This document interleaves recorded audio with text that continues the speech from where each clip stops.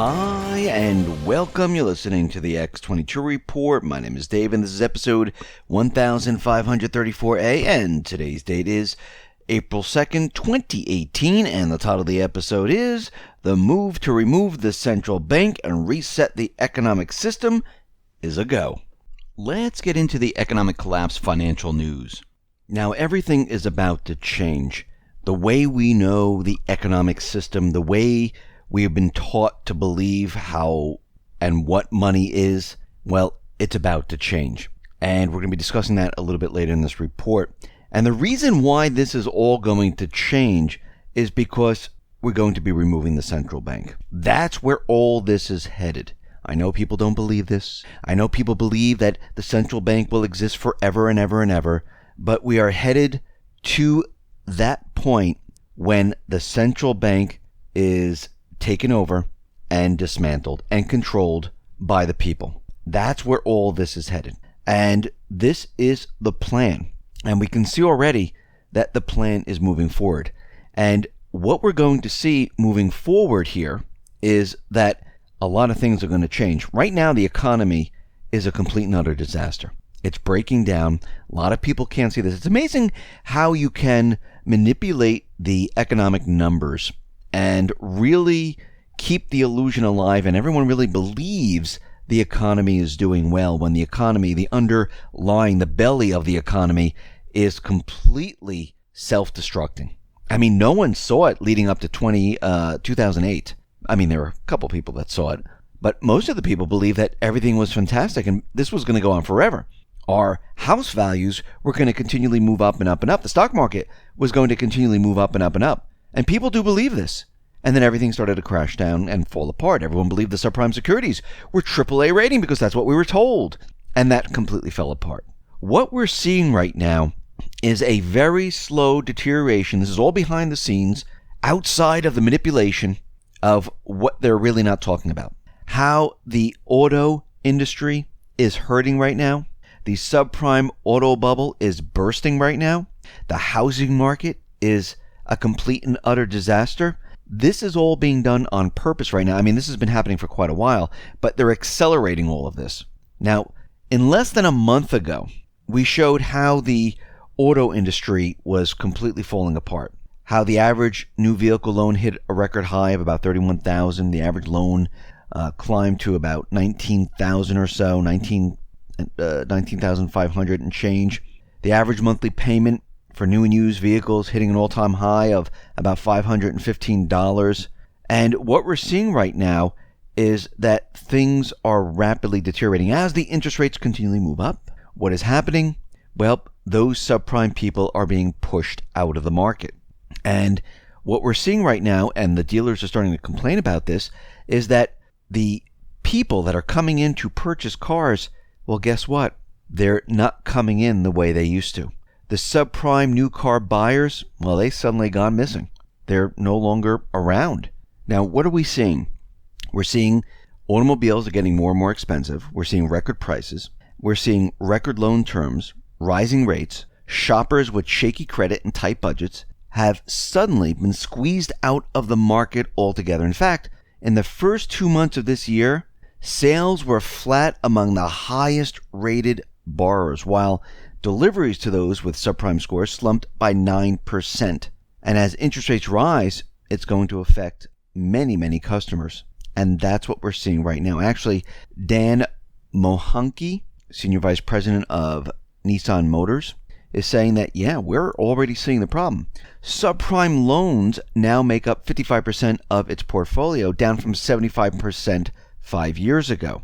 And right now what we're seeing is those individuals, they're completely priced out of the market. And this is going to hit the auto loan industry pretty darn hard, which is then going to roll over into the automobile manufacturers. That's what we're seeing right now. We see already that as the rates continually move up and up and up, there are people that are being completely pushed out of the housing market. Homeowners now are tapping their equity in cash out refis. This is the highest level since 2008. So the remaining homeowners who are seeking to refinance are overwhelmingly cashing out, also known as taking out a new mortgage that's bigger than the remaining balance on the existing one and using the extra money to maintain their lifestyle. To better quantify the drop-off in refis, Black Knight reports the recent spike in interest rates cut the population of borrowers with an interest rate incentive to refinance by nearly 40% in 40 days. The U.S. savings rate is at crisis lows. Credit card debt has gone completely vertical, and 61% of Americans don't have enough in savings to cover a $1,000 emergency. The housing market right now is in trouble. We also have the Fannie Mae, Ginnie Mae, or Freddie Mac problem here. This whole thing is a perfect storm once again. We also need to throw in the subprime problem that we're seeing pop up from these non-bank lenders. And remember, all the houses that are on the market, they've been purchased over time from these hedge fund investment companies. They were gobbled up. They said, hold them if you can, rent them, but do not sell them. Banks were told, listen, don't foreclose on the people. Yes, they foreclose on some people, but others, they let them live in the house. Because when you keep houses off the market, what does it do? It shows there's not a lot of homes there. It drives demand. It makes prices move up. This is what they've done in 20 cities. They couldn't do it throughout the entire U.S. They picked the 20 cities that they cover, and they're able to maneuver and create the illusion that the housing market's doing well. And when people think of the housing market doing well, all they think of is home prices going up. If you heard home prices going down, you think the housing market is doing very poorly. And people feel very confident when the housing market, their prices are going up.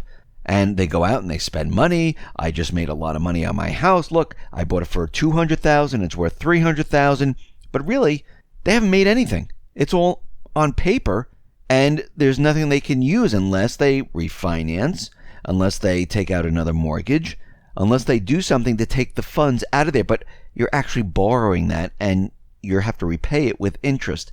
So this is really not a good idea. But what we're seeing right now is that the whole entire housing market, the automobile industry, it's all falling apart. And the first quarter of this year, of 2018, was a disaster for America.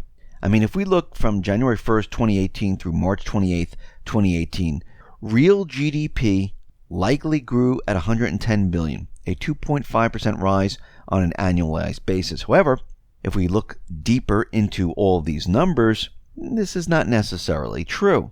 According to the Treasury, from January 1st, 2018 through March 28th, 2018, federal debt rose by an astounding $621 billion, a 13.1% increase on an annualized basis. And when we look at this and we see the quarterly change in federal debt versus the quarterly change in real GDP since 2000, the first quarter of 2018 was the second largest quarterly growth in federal debt, only surpassed by the massive free spending of the fourth quarter of 2008.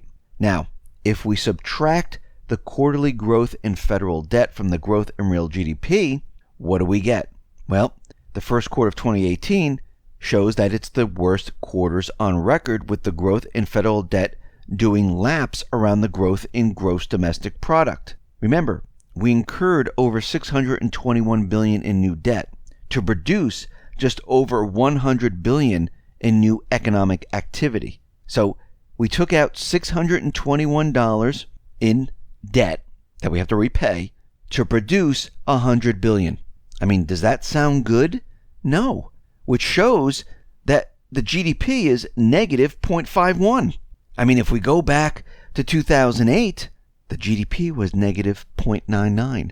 Actually, if you look at all the quarters from 2008 all the way up to 2018, 95% is in the negative territory. This is absolutely awful. And again, they spin it to make it look like, and they keep us in this illusion that everything is great.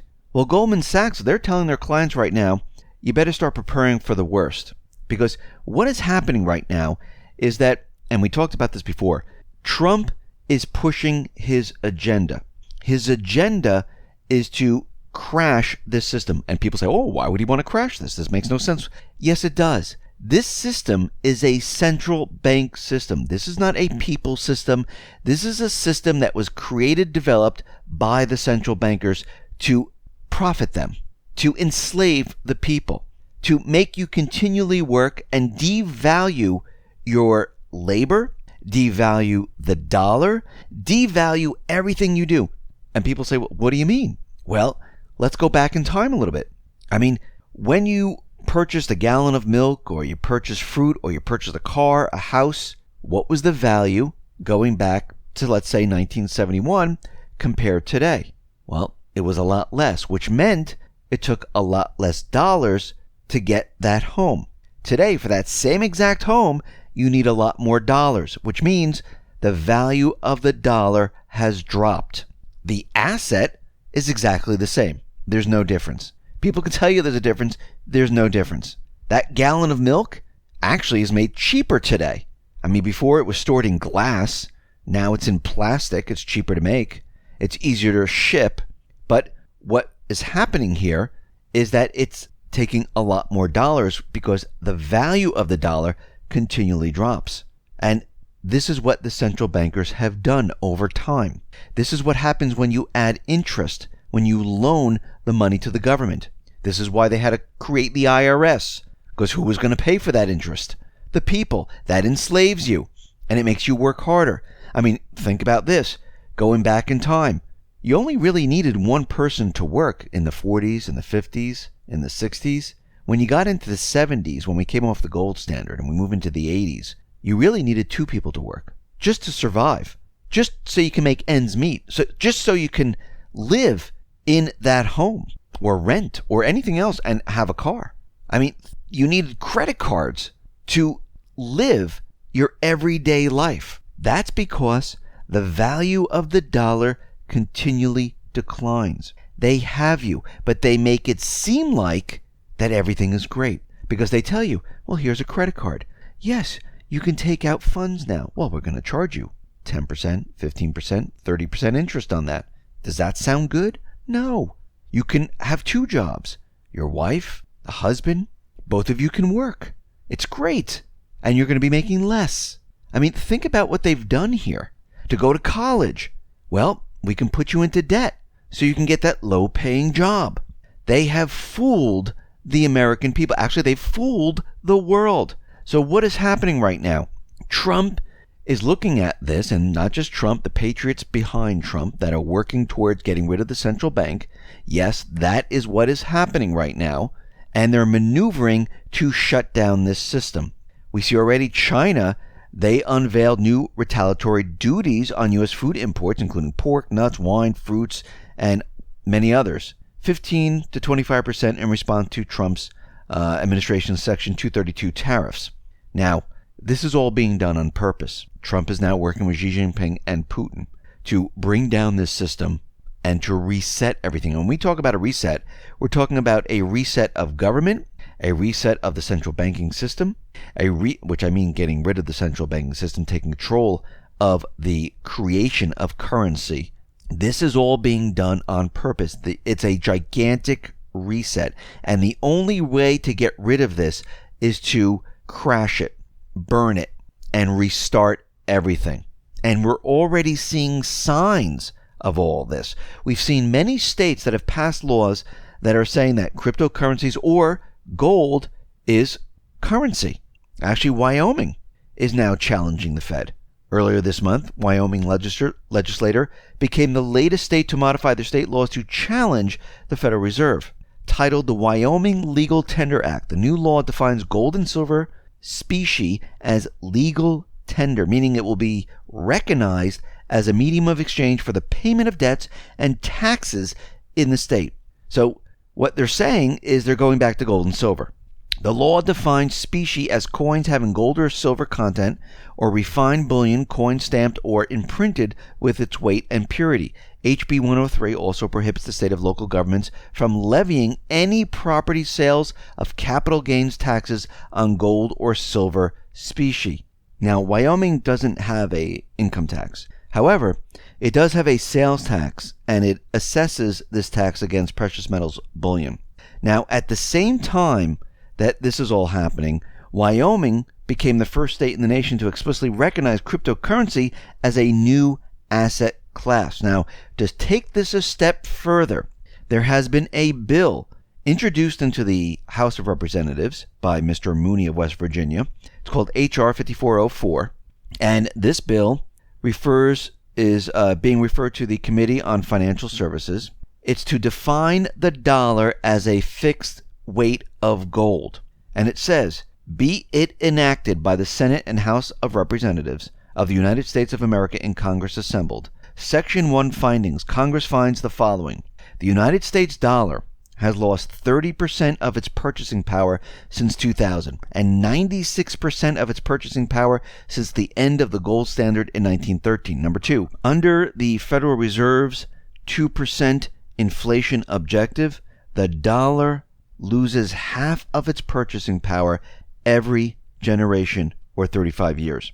Number 3, American families need long-term price stability to meet their household spending needs, save money, and plan for retirement. Number 4, the Federal Reserve policy of long-term inflation has made American manufacturing uncompetitive, raising the cost of the United States manufactured goods by more than 40% since 2000, compared to less than 20% in Germany and France. Number 5, between 2000 and 2010, United States manufacturing employment shrunk by 1/3 after holding steady for 30 years at nearly 20 million jobs. Number 6, the American economy needs a stable dollar, fixed exchange rates, and money supply controlled by the market, not the government. Number 7, the gold standard puts control of the money supply with the market instead of the Federal Reserve. Number 8, the gold standard means legal tender defined by and convertible into certain quantity of gold. Number 9, under the gold standard through 1913, the United States economy grew at an annual average of 4%, 1/3 larger than the growth rate since then and twice the level since 2000. Number 10, the International Gold Exchange Standard from 1914 to 1971 did not provide for a United States dollar convertible into gold and therefore helped cause the Great Depression and stagflation. Number 11, the Federal Reserve's trickle-down policy of expanding the money supply with no demand for it has enriched the owners of financial assets but endangered the jobs, wages, and savings of blue-collar workers. Number 12, restoring American middle-class prosperity requires change in monetary policy authorized to Congress in Article 1, Section 8, Clause 5 of the Constitution.